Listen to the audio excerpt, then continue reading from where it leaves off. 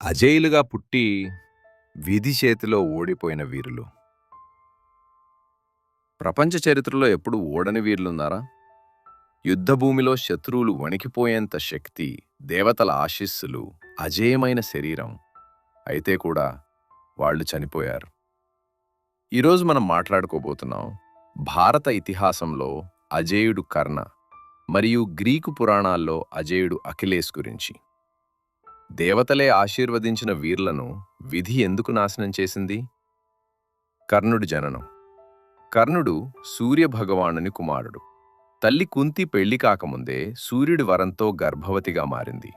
భయంతో, సమాజం మాటలకు భయపడి తన కన్న కొడుకునే నదిలో వదిలేసింది.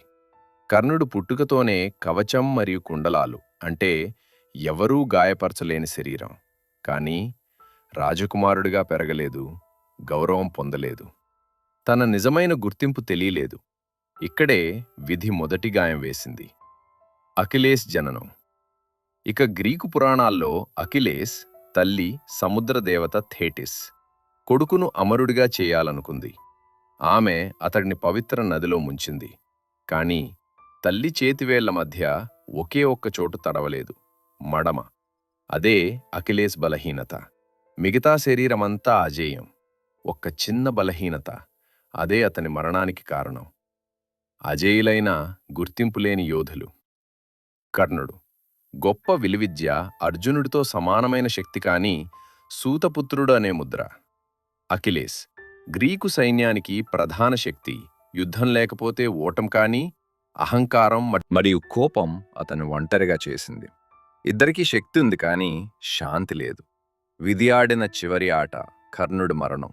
యుద్ధంలో కర్ణుడి రథచక్రం భూమిలో ఇరుక్కుంది. అస్త్రం వదిలి రథాన్ని తీసే ప్రయత్నం చేస్తాడు. అప్పుడే అర్జునుడి బాణం. యుద్ధ నిబంధనలకు విరుద్ధం, కాని విధి ముందు ధర్మం కూడా ఓడిపోయింది. అఖిలీస్ మరణం. యుద్ధభూమిలో ఎవరూ అతన్ని ఓడించలేకపోయారు, కాని వెనక నుంచి వచ్చిన బాణం నేరుగా మడమలోకి. ఒక్క చిన్న బలహీనత అజేయుడిని కూల్చేసింది. దేవతలెందుకు కాపాడలేదు? ఇదే అసలు ప్రశ్న. దేవతలు ఎందుకు జోక్యం చేసుకోలేదు? సమాధానం ఇదే. దేవతలు శక్తినిస్తారు, కాని విధిని మార్చరు. కర్ణుడు సమానం, త్యాగానికి ప్రతీక. అఖిలీస్ సమానం, అహంకారానికి ప్రతీక. వీళ్ల మరణాలు మనకు ఒకటే చెప్తున్నాయి: శక్తి కన్నా గొప్పది విధి, అజేయత్వం కన్నా గొప్పది వినయం. కర్ణుడు, అఖిలీస్ వాళ్ళు ఓడిపోయారు కాదు, వాళ్ళు బలహీనులు కాదు. వాళ్ళు మనకు ఒక నిజం నేర్పించారు: దేవతలు కూడా మార్చలేని ఒక శక్తి ఉంది, అదే విధి. మీ అభిప్రాయం ఏమిటి? కర్ణుడికి న్యాయం జరిగిందా? అఖిలీస్ తన అహంకారంతోనే చనిపోయాడా? కామెంట్లో చెప్పండి. ఈ కథ మీ హృదయాన్ని తాకితే లైక్, షేర్, సబ్స్క్రైబ్ చేయడం మర్చిపోకండి.